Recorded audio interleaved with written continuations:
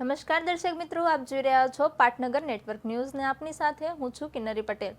તો સમાચારમાં આગળ વાત કરીએ તો કચ્છમાં ફરી એકવાર ભૂકંપનો આંચકો જોવા મળ્યો છે, જ્યારે રિક્ટર સ્કેલની તીવ્રતા 3.2 નોંધાઈ છે।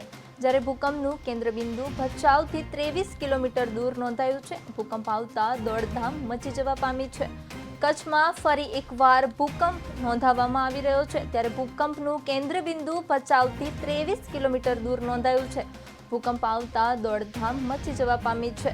કચ્છમાં ફરી એકવાર ભૂકંપનો આંચકો જોવા મળ્યો છે, જ્યારે રિક્ટર સ્કેલની તીવ્રતા 3.2 નોંધાઈ છે। ભૂકંપનું કેન્દ્રબિંદુ ભચાઉથી 23 કિલોમીટર દૂર નોંધાયું છે, જ્યારે ભૂકંપ આવતા દોડધામ મચી જવા પામી છે।